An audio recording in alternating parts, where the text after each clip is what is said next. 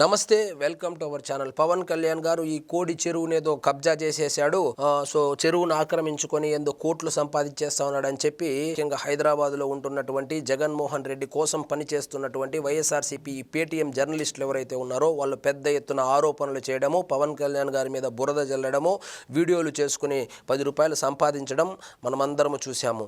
దానికి సంబంధించి వాళ్ళు పవన్ కళ్యాణ్ గారు బెంగళూరుకి వెళ్ళి ఆ కోర్టులో వచ్చి స్టే కూడా తెచ్చుకున్నారు. సో అది కబ్జా భూమి కాదు, దాని గురించి మాట్లాడకూడదు, ఆ వీడియోలు కూడా డిలీట్ చేయాలనేటువంటి ఆయన కోర్టు ఆర్డర్ కూడా తెచ్చుకోవడం జరిగింది. దాని మీద కూడా ఎటకారం చేస్తూ కొంతమంది ఈ 5 రూపాయల జర్నలిస్టులు ఎవరైతే ఉన్నారో వాళ్ళు వీడియోలు కూడా చేయడం జరిగింది. నిన్న ఒక టీవీ ఛానల్ నిర్వహించినటువంటి కార్యక్రమంలో హైడ్రా కమిషనర్ ఎవరైతే ఉన్నారో రంగనాథ్ గారు, ఏవి రంగనాథ్ గారు ఏదో మాట్లాడుతూ ఉన్నారు. ఒక్కసారి మీకు వినిపించేటువంటి ప్రయత్నం చేస్తాను, చూడండి. సో పవన్ కళ్యాణ్ గారు ఆ కోడి చెరువుకు సంబంధించినటువంటి భూములు ఏవైతే ఉన్నాయో ఆ భూముల గురించి సాక్షాత్తు హైదరాబాద్ రంగనాథ్ ఏం మాట్లాడుతాం చూడండి. 2014లో ఆయన ఆ పొలం కొనుక్కున్నారు, రిజిస్ట్రేషన్ అయింది. 2016లోనో 15లోనో ఎప్పుడో దాన్ని ఎఫ్టిఎల్ డిమార్కేషన్ జరిగింది. చెరువు ఇప్పుడు దాంట్లో దాదాపు 6-7 ఎకరాలు చెరువులో వీరి భూములు ఉన్నాయి. ఇది డిప్యూటీ సీఎం గారి భూములు ఉన్నాయి. మిగతాది 3 ఎకరాలు 4 ఎకరాలు బయట ఉంది, ఎఫ్టిఎల్ బయట ఉంది. చెరువుని ఎక్కడ డిస్టర్బ్ చేయలేదు, అంటే ఎక్కడ కూడా దాన్ని ఫిల్ చేసి దాన్ని మొత్తం డెబ్రీ అంటే మట్టితోటి నింపేసి చెరువుని నాశనం చేయలేదు. చెరువు యథాతథంగా ఉంది. ఇప్పుడు కూడా చెరువు యథాతథంగా ఉంది. చెరువుల్లో పట్టాలు ఇవ్వడం అని చెప్పేది, అమ్మడము కొనుక్కోవడం, ఆ సికం భూములను అమ్మడము కొనుక్కోవడం అనేది తరతరాలుగా జరుగుతూ ఉంది. అది చట్టరీత్యా నేరమేమి కాదు. సో పవన్ కళ్యాణ్ గారు కూడా చట్టానికి లోబడే ఆ భూములు కొనుక్కోవడం జరిగింది. ఆ భూముల వ్యవసాయమే చేస్తున్నాడు. ఆ చెరువును పూడ్చడం కానీ మట్టి తోలడం కానీ చేయలేదని చెప్పి సాక్షాత్తు హైడ్రా కమిషనర్ రంగనాథ్ గారే చెప్తా ఉన్నారు. చూస్తే మ్యాప్లో చెరువులో వాటర్ అంతా వస్తుంది చుట్టుపక్కల నుంచి. ఇంకా ఈయన పక్కన అనుకుని ఉన్న వాళ్ళు మొత్తం మట్టి నింపేసి పవన్ కళ్యాణ్ గారితో పాటు కొన్నటువంటి వాళ్ళు ఎవరైతే ఉన్నారో చుట్టుపక్కల, అంటే పవన్ కళ్యాణ్ గారి పొలం చుట్టుపక్కన ఉన్నటువంటి వాళ్ళు ఎవరైతే ఉన్నారో వాళ్ళు చెరువు ఈయనలాగే కొనుక్కున్నారు. చెరువు పట్టాభూములను కొనుక్కోవడం జరిగింది. కానీ వాళ్ళు మట్టి నింపేయడము, చెరువును పూడ్చేయడం జరిగింది. పవన్ కళ్యాణ్ గారు పూడ్చలేదు అని చెబుతా అన్నాడు. మార్చేసి మొత్తం దాన్ని చేశారు. ఇక్కడ వీరు డిప్యూటీ సీఎం ఏపీ వారు ఏమి డిస్టర్బ్ చేయలేదు. చెరువు అలానే ఉందన్నమాట. దాన్ని ఎక్కడ డంపింగ్ చేసి చెరువు ఏది దాని టోపోగ్రఫీని మార్చడం, టోపోగ్రఫీ మారలేదు. వీళ్ళెవరో మళ్ళీ పక్కన ఉన్న వాళ్ళంతా ఫెన్సింగ్ వేసాడు కదా అంట. ఆయన దానికి సమాధానంగా ఫెన్సింగ్ వేసాడు, గోడ కట్టలేదు. ఫెన్సింగ్ వేస్తే ఇప్పుడు చెరువులోకి నీళ్లు రాకుండా చేయడం తప్పు, కానీ ఆ ఫెన్సింగ్ లోపల నీళ్లు వస్తుంది కాబట్టి అందులో తప్పు లేదు. పవన్ కళ్యాణ్ గారు కష్టపడి సంపాదించినటువంటి డబ్బులతోనే కొనుక్కున్నాడు, అందరిలాగే కొనుక్కున్నాడు, చట్టరీత్యా కొనుక్కున్నాడని చెప్పి సాక్షాత్తు హైడ్రా కమిషనర్ గారే ఆయన స్పష్టం చేయడం జరిగింది. మరి ఇప్పుడు 5 రూపాయల కోసం కకృతిపడి, 5 వ్యూస్ కోసం కకృతి పడేటువంటి ఈ పేటీఎం జర్నలిస్టులు ఎవరైతే ఉన్నారో వాళ్ళు ఇప్పుడు వచ్చి వీడియోలు చేయరు. అప్పుడు కబ్జా చేసేసాడు అని చెప్పి వీడియోలు చేసినటువంటి వాళ్ళు ఇప్పుడు రంగనాథ్ గారే చెప్పారు, మరి తప్పంట క్షమించండి అని చెప్పి ఎవ్వడు వీడియో చేయడు. ఎందుకంటే ఇది ఇలా చేస్తే మళ్ళీ దొరికిపోతాం కాబట్టి, ఇంకా ఇలా చేస్తే ఎవరు చూడరు కాబట్టి ఈ విషయం ఇంకా పక్కన పెట్టేస్తారనమాట. సో బురద చెల్లేంత వరకే వాళ్ళ పని. ఇంకా తుడుచుకుంటే తుడుచుకోకపోతే పో అన్నట్లు ఉంటారు. సో పవన్ కళ్యాణ్ గారిని టార్గెట్ చేసి రాత్రికి రాత్రి హీరో అయిపోవచ్చు అనేటువంటి దురుద్దేశంతో ఈ 5 రూపాయల జర్నలిస్టులంతా ఈ వీడియోలు చేయడము ఆయన రాజకీయాల్లో వచ్చినప్పటి నుంచి చూస్తూ ఉన్నాం. సో ఆయన్ని ఆ విధంగా పర్సనల్గా టార్గెట్ చేసిన వాళ్ళు ఏమైపోయారో మనం చూసాం. ఏమైపోయారంటే ఇప్పుడు ఉదాహరణకు కత్తి మహేష్ యాడున్నాడో నాకైతే తెలియదు.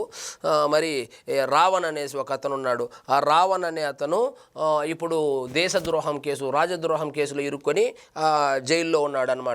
సో వీళ్ళకు కూడా ఎవరైతే ఈ వ్యూస్ కోసము 5 రూపాయలు జగన్మోహన్ రెడ్డి గారు వేసేటువంటి ఆ కుక్క బిస్కెట్ల కోసము ఆశపడి వీడియోలు చేస్తున్నటువంటి వాళ్ళు ఎవరైతే ఉన్నారో వాళ్ళు ఒక్కసారి గతాన్ని చూడండి. ఆయన మీద వాంటెడ్గా టార్గెట్ చేసినటువంటి వాళ్ళ పరిస్థితి ఏమైందని చెప్పి ఒకసారి గమనించండి.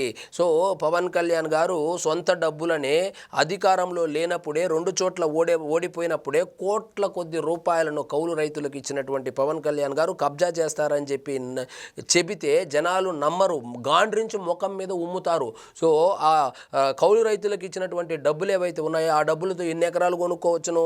అదేవిధంగా ఆయనకు వస్తున్నటువంటి జీతభత్యం ఏదైతే ఉందో దాన్ని అనాథ పిల్లల కోసం పిఠాపురంలో ఖర్చు పెడుతున్నటువంటి పవన్ కళ్యాణ్ గారు సో 100 కోట్ల రూపాయలను జస్ట్ లైక్ దట్ ఇలా దాన ధర్మం చేసినటువంటి పవన్ కళ్యాణ్ గారు, చేస్తున్నటువంటి పవన్ కళ్యాణ్ గారు ఇలాంటి కకృతిపడి 6 ఎకరాలు 7 ఎకరాలు కబ్జా చేశాడంటే జనాలు నమ్మరు.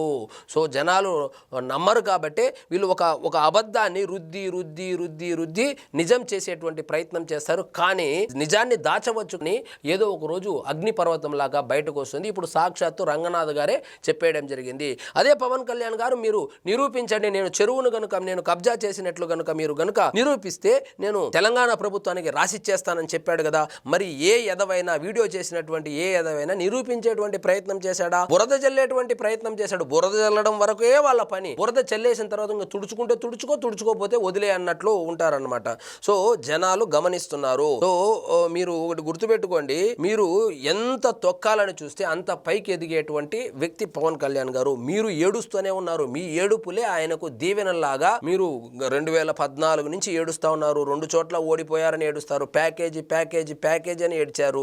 3 పెళ్లిళ్ళు చేసుకున్నాడని ఏడ్చారు. ఇంకేదో డబ్బులు తీసుకున్నాడని ఏడ్చారు. సో మీరు ఎంత ఏడిస్తే అంత పైకి ఎదుగుతూనే ఉన్నాడు. కానీ సో ఆయన్ని విమర్శించినటువంటి వాళ్ళు పాతాళంలో పడిపోతున్నారు, జైలుకి పోతా ఉన్నారు. ఇంకా పచ్చిగా చెప్పాలంటే కొంతమంది చచ్చిపోయారు. మిగతా ఆయనేమో బ్రహ్మాండంగా ఆయన ఇప్పుడు అధికారంలోకి వచ్చారు, ఉప ముఖ్యమంత్రి అయ్యారు. రేపు పొద్దున ఏమవుతాడు అనేది ఆయన తలరాతను మనము గెస్ చేయలేము. కాబట్టి సో మీరు ఈ 5 రూపాయల ఈ న్యూస్ ఏదైతే ఉందో మడిచి వెనకాల ప్యాకెట్లో పెట్టుకోండి.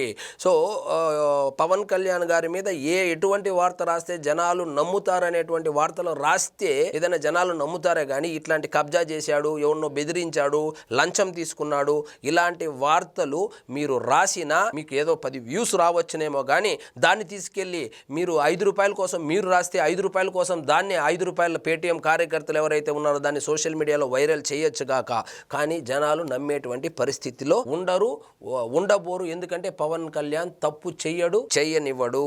సో జన సైనికులు నమ్మినటువంటి పవన్ కళ్యాణ్ గారు దేశంలోనే రేర్ పీసు. ఆయనకు అవసరం లేదు. ఆయన నిజంగా పొలమే కొనుక్కోవాలనుకుంటే ఒక సినిమా చేస్తే 100 కోట్ల రూపాయలు డబ్బులు వస్తే 100 కోట్లతో ఎన్ని ఎకరాలు కొనుక్కోవచ్చు? తెలంగాణలో కావచ్చు, ఆంధ్రప్రదేశ్లో కావచ్చు, ఎన్ని ఎకరాలు కొనుక్కోవచ్చు?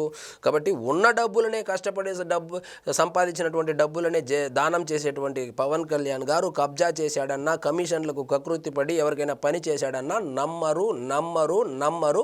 ఇక ఆపేయండి. సో ఇదండి ఈరోజు మన టాపిక్. మీకు ఈ వీడియో నచ్చినట్లయితే లైక్ చేయండి, షేర్ చేయండి. ఛానల్ మాత్రం సబ్స్క్రైబ్ చేసుకోవడం మర్చిపోండి.